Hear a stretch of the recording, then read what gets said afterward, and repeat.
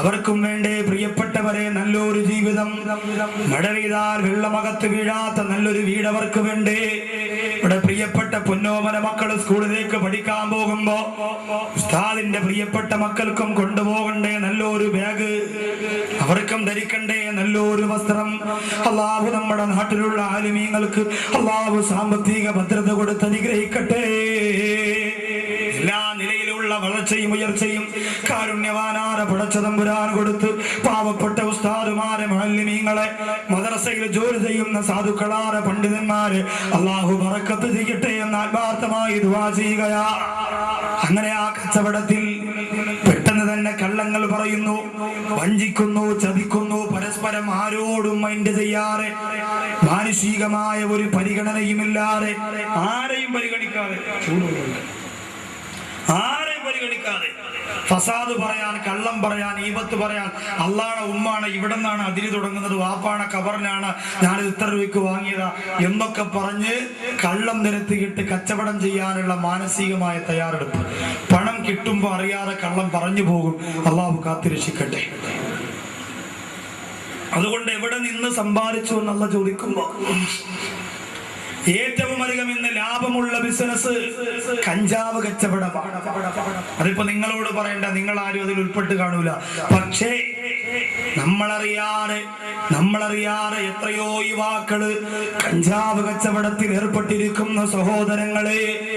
തിരുവനന്തപുരം ജില്ലയുടെ തമ്പാനൂര് കോളേജിൽ പഠിക്കുന്ന വിദ്യാർത്ഥികൾ തോളത്ത് തൂക്കിയിട്ട് കൊണ്ടുപോയ ബാഗ് പോലീസുകാരെന്ന് പരിശോധന നടത്തിയപ്പോ ലക്ഷക്കണക്കിന് രൂപയുടെ കഞ്ചാവുകളാണ്, മയക്കുമരുന്നുകളാണ് അവിടെ ബാഗിന്റെ അകത്ത് കണ്ടെത്തിയത് എന്ന് പത്രമാധ്യമങ്ങളിലൂടെ വായിച്ചു പോരെങ്കിൽ എന്റെ പ്രിയപ്പെട്ട യുവത്വമേ, ഒരു നുള്ള കഞ്ചാവിന് 1 പവൻ സ്വർണത്തിനെക്കാളും വിലയാണ്.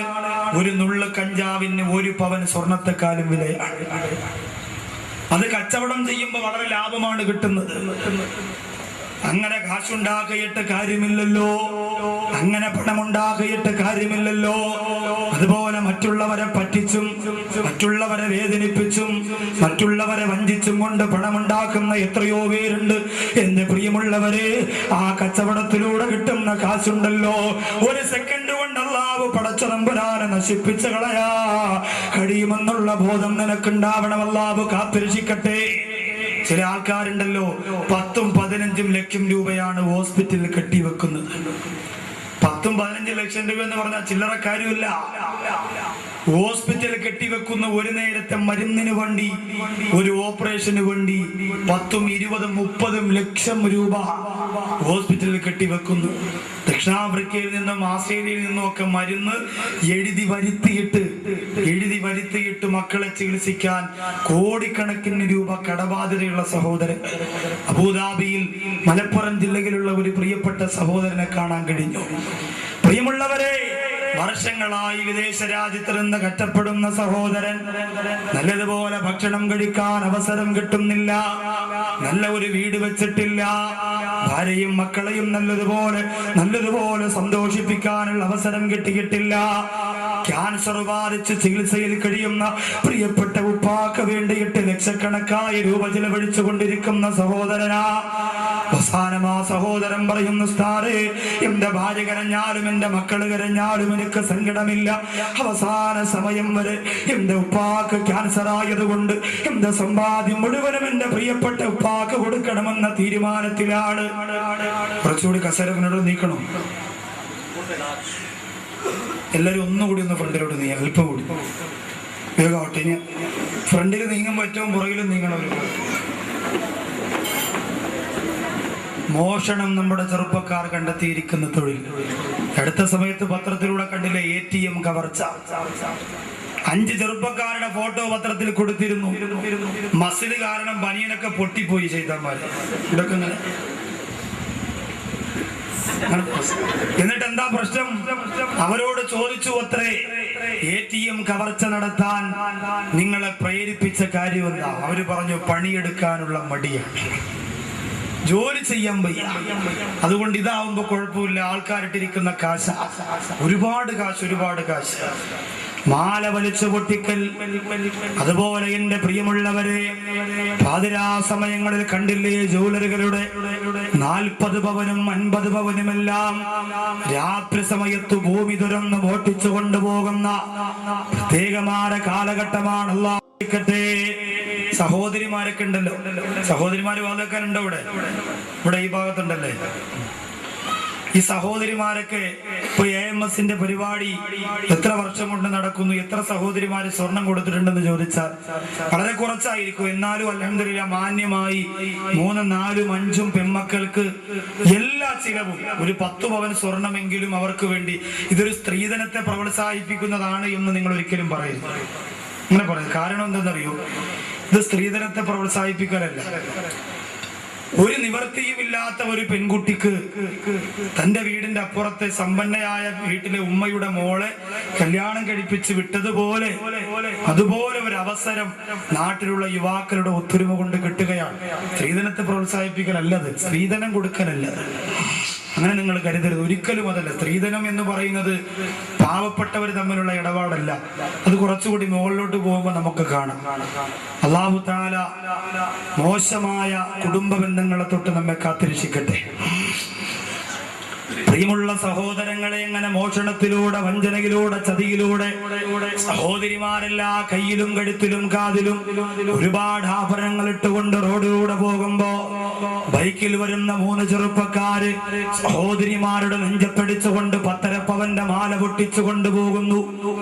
അവര് പറയുന്നു, എത്ര വലിയ ചെറുപ്പക്കാര് വന്ന് വലിച്ചാലും പൊട്ടാത്ത കനമുള്ള മാലയാ അച്ഛ വാങ്ങിത്തന്നത്. ഈ മാല പൊട്ടാൻ കള്ളന്മാരുടെ കയ്യിൽ ഒരു മരുന്ന് തേച്ചാൽ മതി, അവര് പിടിക്കുമ്പോ അത് പൊട്ടിക്കോളും. അതാ പരിപാടി. അതാ കള്ളന്മാര് ചുമ്മാ അല്ല കള്ളന്മാര്, അത് ജോലിയുണ്ട്. മാലയിൽ ഇങ്ങനെ പിടിക്കുമ്പോ അത് പൊട്ടുന്നതിനുള്ള പരിപാടി അവർക്കറിയാം. നിങ്ങൾ പരസ്പരം ഭാര്യയും ഭർത്താവ് അടികൂടുമ്പോ എത്ര വലിച്ചു പിടിച്ചാലും ചിലപ്പോ മാല പൊട്ടൂല. പക്ഷേ കള്ളന്മാർക്ക് അതിനുള്ള പാഠവുമുണ്ട്, അത് അവർക്കറിയാം. എന്നാലും കൊടുക്കൂല. ഇപ്പൊ മടത്തറ ഭാഗത്തൊരു പ്രിയപ്പെട്ട ഉമ്മയുടെ കാതിലെ കമ്മലുണ്ടല്ലോ, ഇവിടം മുതൽ ഇവിടം വരെ ഇങ്ങനെ കൊരുത്ത് എന്താ അലിക്കത്ത് എന്നാണ് എന്റെ പേര്. എത്ര തവണ ഞാൻ അവിടെ വധു പറയാൻ പോയതാ. ഒരു റൗണ്ടെങ്കിലും ഊരി കൊടുത്തുവിടായിരുന്നു പള്ളിയുടെ അവധ് കെട്ടാനൊക്കെ. കൊടുക്കൂല. അവസാനം 3 പേര് ബൈക്കിൽ വന്നിട്ട്, ഈ 3 പേര് ബൈക്ക് വരുമ്പോഴേ നോക്കണം, പ്രശ്നമാണ്.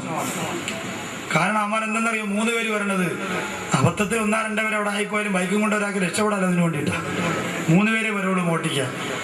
അങ്ങനെ വന്നപ്പോ ഉമ്മാമാരെടുത്ത് വെച്ച്, ഉമ്മാമ ഈ കൊല്ലായി പോകാനുള്ള വഴി അങ്ങോട്ടാ. മാമ പറഞ്ഞു, എന്തു മക്കളെ? അപ്പൊ ബാക്കിരിക്കണം പറഞ്ഞു, അങ്ങനെ തന്നെ പിടിച്ചോ മാമ, എളുപ്പമുണ്ട്. മാമ അങ്ങനെ കൈ വെച്ചിട്ട്, മക്കളെ എവിടെ പോവാനാടാ ബാക്കിൽ എന്ന് പറഞ്ഞു, അങ്ങനെ ഇരിക്കട്ടെ മാമ, അങ്ങനെ ഇരിക്കട്ടെ.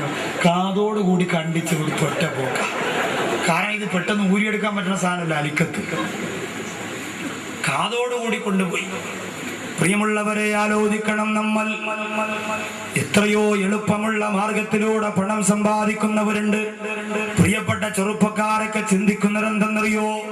വീട് വെക്കുന്നില്ലടാ, വെക്കണോ സാറേ, വിസ ശരിയായിക്കൊണ്ടിരിക്കുക.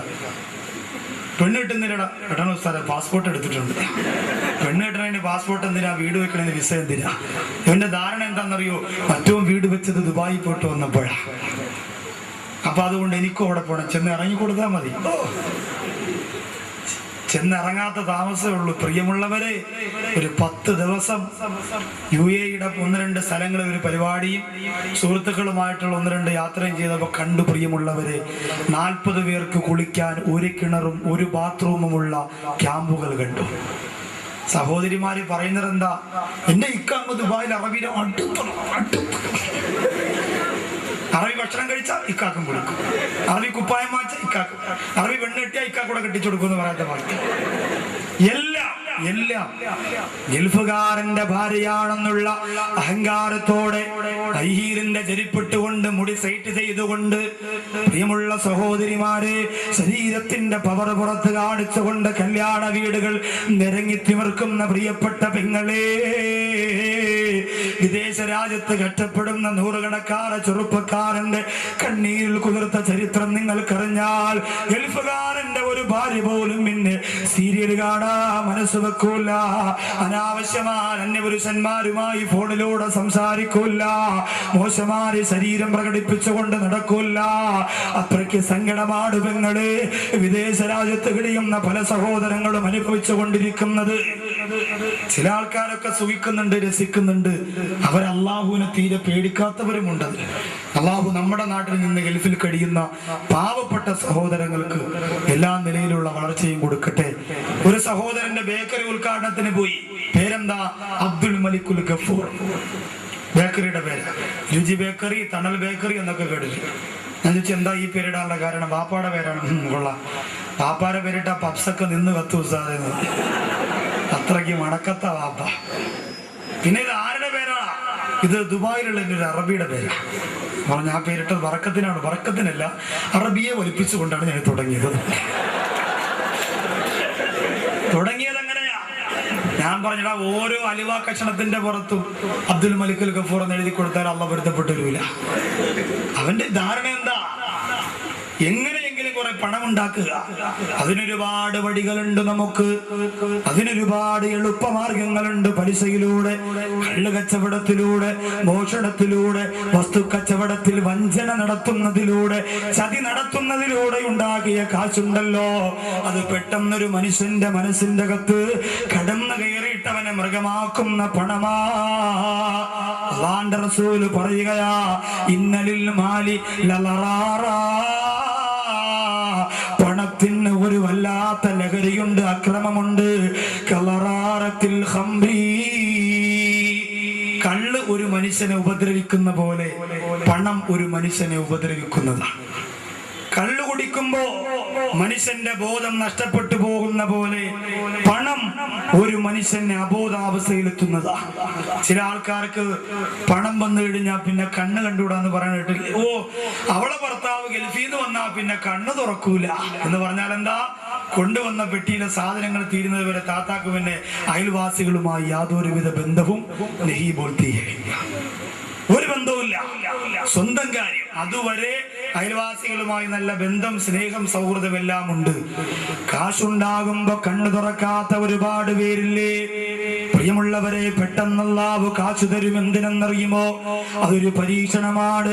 കാരുണ്യവാനായ പടച്ച തമ്പുരാൻ ഓരോ പരീക്ഷണങ്ങൾ ഈ സമുദായത്തിലെ സഹോദരങ്ങൾക്ക് അല്ലാഹു തരുമ്പോ, പണം തന്നുകൊണ്ട് കാരുണ്യവാനായ പടച്ച തമ്പുരാൻ പരീക്ഷിക്കുമ്പോ, കള്ളൊരു മനുഷ്യന്റെ ശരീരത്തെ ഉപദ്രവിക്കുന്ന പോലെ പണം ഒരു മനുഷ്യനെ ഉപദ്രവിക്കുന്നതാ.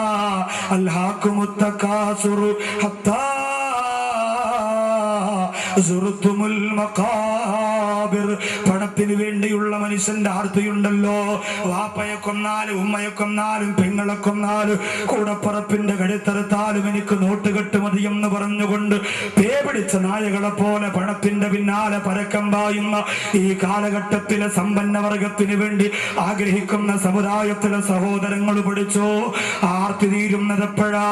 ഹത്താ സുറുത്തുമുൽ മഖാബിർ, ഖബറുകളെ സന്ദർശിക്കുന്നത് വരെയാണ്. അവിടെ പോയാൽ പിന്നെ പണം വേണമെന്നും അവിടെ എത്തുന്നത് വരെ പണത്തിന് വേണ്ടിയുള്ള മൽപിടുത്തമാണ് മനുഷ്യൻ. മരിക്കാൻ നേരത്ത് പോലും തലയണയുടെ അടിയിൽ കാശിരിക്കുന്നു എന്ന് മക്കളോട് പറഞ്ഞു കൊടുക്കൂല. ചിലപ്പോ ഒരാഴ്ച കഴിഞ്ഞാണോ മരിക്കുന്നതെങ്കിൽ അത്രയും ദിവസം വരെ ആ പൈസ എണ്ണാലോ എന്നുള്ള ഒരു തോന്നലാണ്.